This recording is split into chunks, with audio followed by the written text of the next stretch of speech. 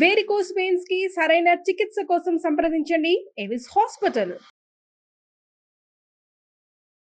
నమస్తే, welcome to Suman TV. ప్రస్తుతం మనతో పాటు ఉన్నారు family counsellor, motivational speaker, public speaker Rajani Ramma గారు.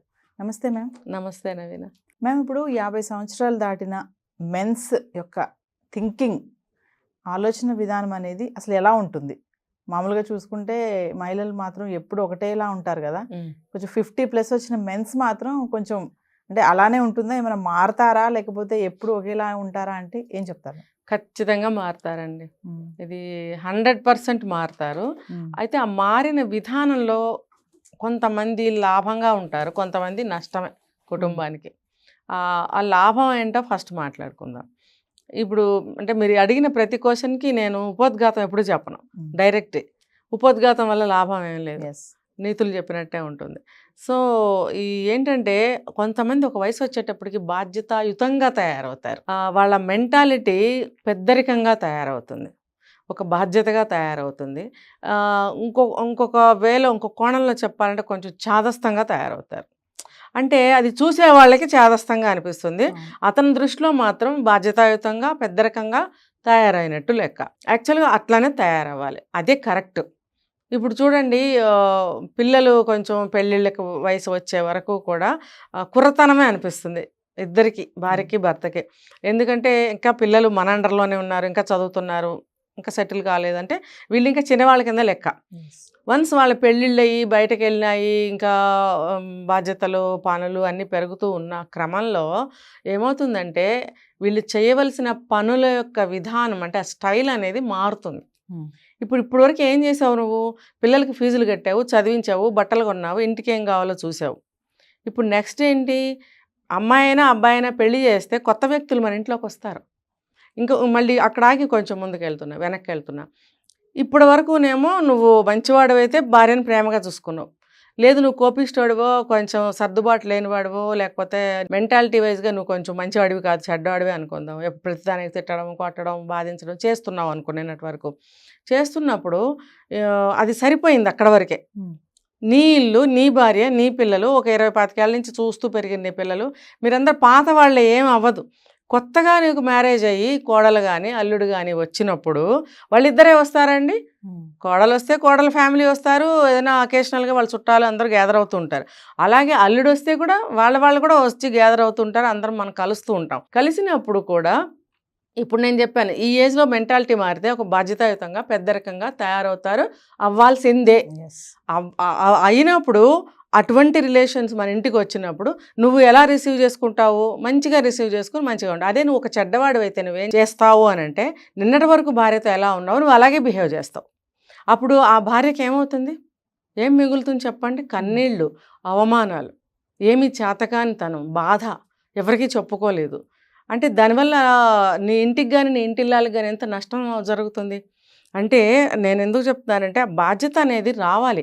మన ఇంటికి కొత్త వ్యక్తులు వస్తున్నారు, మా అల్లుడు వచ్చాడు, కోడలు వచ్చింది, వాళ్ళు వస్తున్నారు, వెళ్తున్నారు, మన మెంటాలిటీ మార్చుకోవాలనే బుద్ధి, జ్ఞానం ప్రతి మగాడికి రావాలి.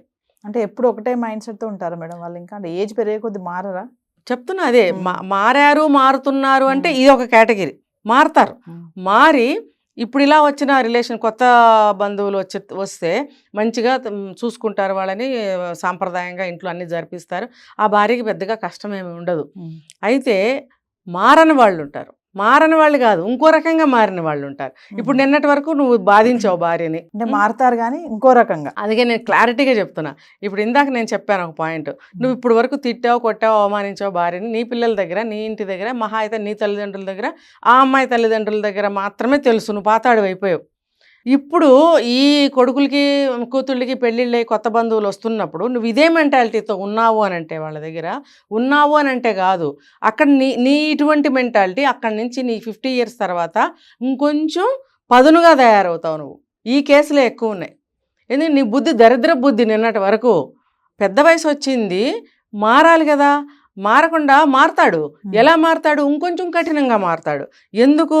నాకు ఇంటికి అల్లుళ్ళు కోడళ్ళు వస్తున్నారు, మనవరాళ్ళు పుట్టారు, అటు వాళ్ళ సైడ్ బంధువులు వస్తున్నారు, నా పెద్దరికం ఇంకా పెరిగింది, నేను ఎలా కూర్చుంటాను? సో నేను ఇంకొంచెం గట్టిగా తిట్టాలి, నేను ఇంకొంచెం ఎక్కువ పెత్తనం చేయాలి ఇంటి మీద కానీ భార్య మీద కానీ. అంటే నిన్నటి వరకు నువ్వు చేసిన చెడు ప్రవర్తన ఏదైతే ఉందో అది ఇవాళ నుంచి ఇంకొంచెం ఎక్కువ పెంచుకుంటున్నావు నువ్వు. దానివల్ల ఏమవుతుందంటే ఫ్యామిలీ ఇంకా ఎక్కువ బాధపడతారు. ఇంకొక పక్క నుంచి నువ్వు చెడ్డవుతావు. అరే స్టార్టింగ్లో నువ్వు మంచివాడు, అబ్బో పెళ్ళాన్ని భలే అదుపులో పెట్టాడు, తను ఏం చెప్తే అది వినాల్సిందే ఆ భార్య, ఆవిడ మాట నడవదు అంటే ఇది కొత్తలో అనుకునేది. దానివల్ల ఏమవుతుంది, భార్య చులకన అవుతుంది అవతల వాళ్ళకి. కొద్ది రోజులైన తర్వాత ఏమవుతుంది, ఇతను కూడా చులకన అవుతాడు. ఓవరాల్గా టోటల్గా ఇద్దరు కూడా బయట వాళ్ళకి చులకన అవుతారు. బయట వాళ్ళ సంగతి పక్కన పెడితే వచ్చిన అల్లుడో కోడలో ఉంది, ఖచ్చితంగా తాటాకులు కట్టి పారేస్తారు. ఇంకా అతని మాటకి విలువ ఉండదు, ఈవిడ మాటకి విలువ ఉండదు. అప్పుడు ఎంత జీవితం అనేది ఎంత భారంగా తయారవుతుందో చూడండి. ఇంకొకటి చెప్తా, ప్రతిదీ అతని మాటే చెల్లాలి. ఒకవేళ మంచిగా మారిన మగవాడైనా మారని మగవాడైనా అతని మాటే చెల్లాలని అనుకుంటే కనుక, ఇప్పుడు బాధ్యత వచ్చేసింది నా మీదకి, నాకు పెద్దరికం వచ్చేసింది, నా మాట నడవాలి, నేను చెప్పింది నేను కరెక్ట్గా నడిపించాలి అనే బాధ్యత వచ్చేసింది అతనికి. వచ్చేసి ఇగో ఇలాగే చేయని అంటే కూడా ఆ భార్యకి నరకమే. అరే అట్లా కాదు, ఏ వయసుకైనా సరే భార్యాభర్తలు ఇద్దరు సమానమే అని నేను ఎప్పుడు మొత్తుకుంటున్నా. ఆ సమానత్వం ఎప్పుడు బాధ్యతాయుతంగా, బాధ్యత అనే ఒక ఇదిలో నువ్వు బాధ్యతను తీసుకున్నప్పుడు మాత్రమే సమానత్వం.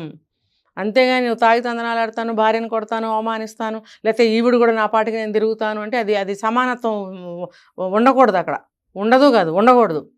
ఎప్పుడైతే మీరు బాధ్యత తీసుకుంటారో అప్పుడే మీకు సమానత్వం వస్తుంది. అంతేగాని ఈ వయసులో ఇంకో పోయేకాలం వస్తుంది. ఇది ఒకటి చెప్పానా, ఇంకో పోయేకాలం చెప్తా. వీడేం చేస్తాడు, వీడు అనే అంటా నేను, వీడేం చేస్తాడంటే ఇందాక మనం చెప్పుకున్నాం, మొబైల్ చూస్తూ ఉంటాడు కాదు, కొద్ది రోజులకి అడిక్ట్ అయిపోతాడు.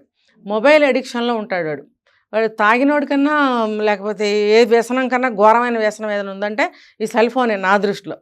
వాడు అందులో మునిగాడంటే వాడు పిచ్చెక్కుతుంది వాడికి. కొట్టేయాలి తిట్టేయాలి యువతల వాళ్ళు ఎవరైనా డిస్టర్బ్ చేస్తే. నోటుకు వచ్చినట్టు వాగుతాడు అనమాట. ఆ నోటుకు వచ్చినట్టు వాగటము, ఇంకొంచెం ముందుకెళ్తే కొట్టడము, దెబ్బలాడుకోవటము. ఈ పెద్ద వయసు వచ్చిన తర్వాత చాలామంది ఇప్పుడు విడిపోతున్నారు. ఇది ట్రెండింగ్ న్యూస్. ఎందుకు అంటే ఇవే కారణాలు. నేను పెద్దోడినయ్యాను, నాకు పెద్దరికం వచ్చింది, అబ్బో నువ్వు కాదు అనుకోవడం. నీ భార్యకి రాలేదా? ఇప్పుడు ఇద్దరూ కలిసి ఇంతకాలం కాపురం చేస్తేనే కదా మీకు అల్లుళ్ళు కోడళ్ళు వచ్చారు. అలాంటప్పుడు ఇద్దరికి సమానమే కదా. నీకే వచ్చిందేంటి వయసు, సమానత్వం, పెద్దరికం? ఆవిడికి రావా?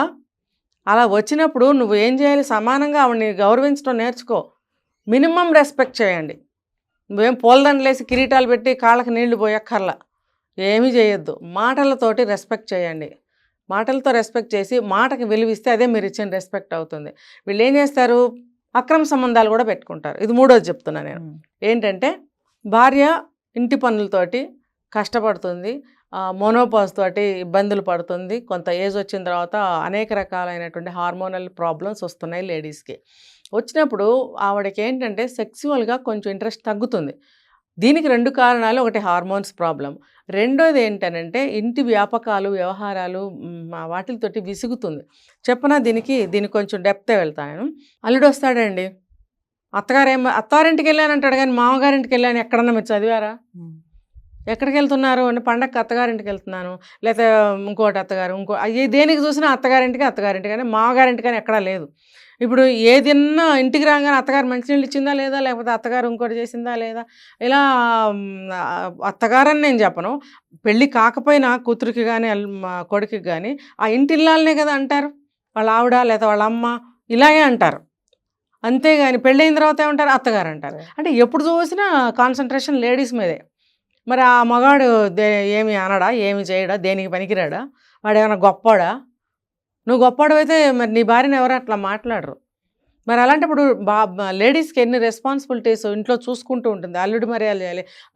కోడలు వస్తే నేను చెప్తున్నా చూడండి, అల్లుడి కంటే కోడలకి ఎక్కువ చూడాల్సిన రోజులు వచ్చినాయి.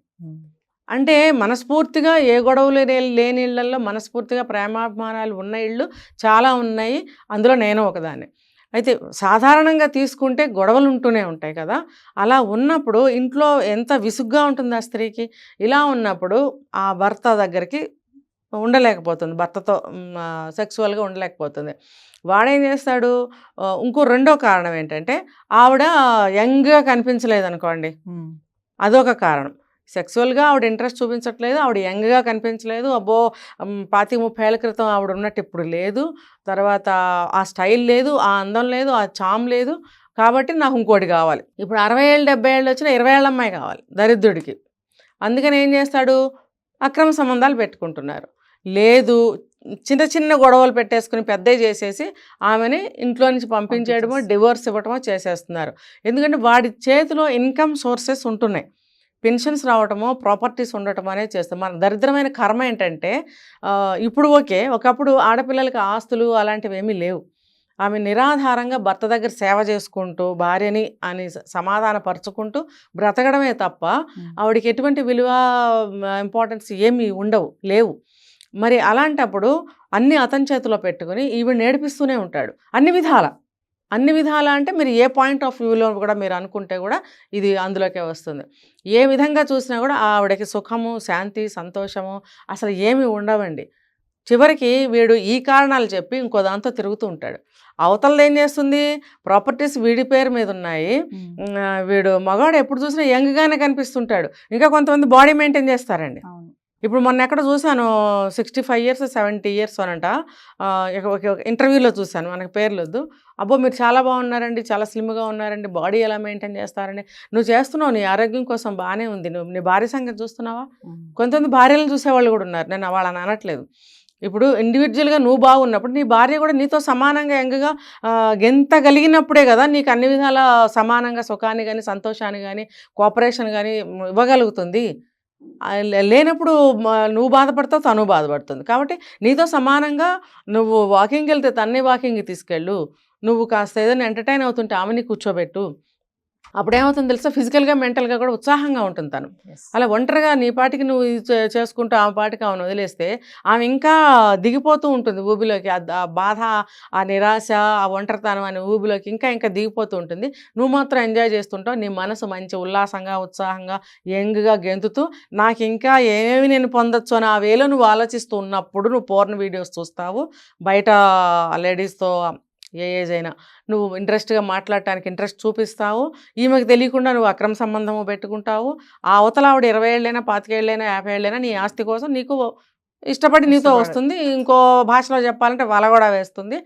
అలాంటప్పుడు ఆ ఆస్తి కోసమే తప్ప నీ 60 ఏళ్ళ 70 ఏళ్ళ వయసు చూసి ఎవరు రారు అనే ఒక నగ్న సత్యం తెలుసుకోవాలి. ఆ ఆస్తి కాస్త హుష్కాకి అయిన తర్వాత అప్పుడు ఏడ్చుకుంటూ నువ్వు మళ్ళీ తప్పు అయిపోయిందని భార్య కాళ్ళు పట్టుకున్నా ఒరిగేది ఏమీ లేదు. ఎందుకంటే అప్పటికి ఆవిడ మనసు విరిగిపోతుంది, ఏదో జీవోత్సవంలాగా బతుకుతూ ఉంటుంది. కొంతమంది ఫైట్ చేసి ఆడవాళ్ళు ఇంట్లోంచి బయటకు వచ్చేయడానికి కూడా ట్రై చేస్తున్నారు, కానీ ఎక్కడికి వెళ్ళాలో వాళ్ళకి అర్థం కావట్లేదు. పిల్లలు ఉంటే ఉండొచ్చు, వాళ్ళ ఉద్యోగాలు, వాళ్ళ జీవితాలు, వాళ్ళ భార్యలు, వాళ్ళ పిల్లలు ఈ రోజుల్లో అదే వాళ్ళకి భారం అయిపోతుంది. మనం వెళ్ళి కూర్చొని వాళ్ళకి భారం పెట్టడం అనేది ఏ పేరెంట్స్ ఇష్టపడరు.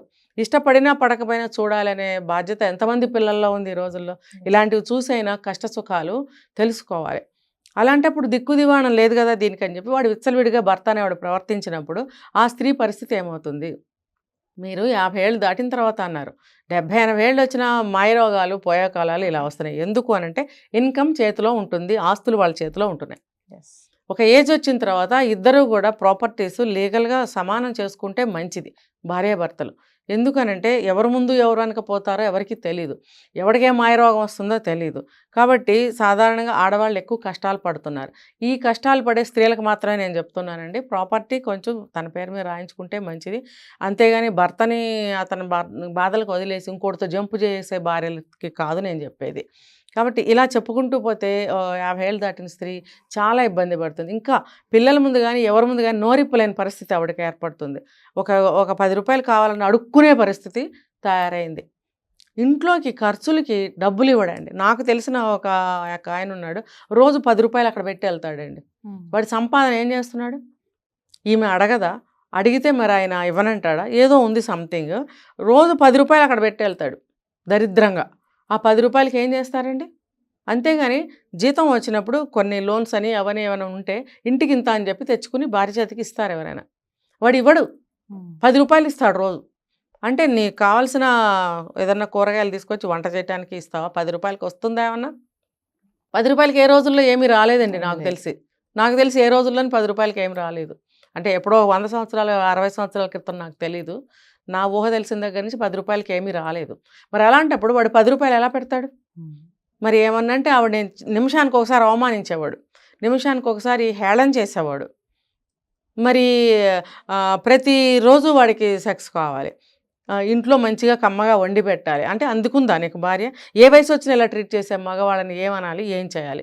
దయచేసి మగవాళ్ళు అలా ఉంటే కొంచెం మారండి ప్లీజ్. మీ అక్కలు ఉంటారు, మీ చెల్లెళ్ళు ఉంటారు, ఆ స్థాయి నుంచి ఆ వయసు నుంచి వచ్చిన మీ అమ్మలు ఉంటారు. ఇప్పుడు మీ భార్య కూడా ఆ స్టేజ్కి వచ్చింది కాబట్టి మీరు దయచేసి అలా చేయకండి, అర్థం చేసుకోండి, మారండి. ఇప్పుడు ఇంత వయసు వరకు మీకు ఉపయోగపడిన భార్య ఇంకా జీవితకాలం కమ్మగా వండిపెట్టలేదు, లేకపోతే సెక్సువల్గా ఉపయోగపడలేదండి, వాళ్ళని ఇబ్బంది పెట్టి మీరు బయటకు వెళ్ళారు అని అంటే మీ వివాహ బంధం కానీ మీ మధ్య ఉన్న ప్రేమ బంధానికి కానీ మీరు ఏమని సమాధానం చెప్తారు? ఇన్ని సంవత్సరాలు గడిపిన సమయానికి విలువ ఉందా? మీరు ఏం సమాధానం చెప్తారు కాలానికి? మీకు మీరు ప్రశ్న వేసుకోండి. Thank you.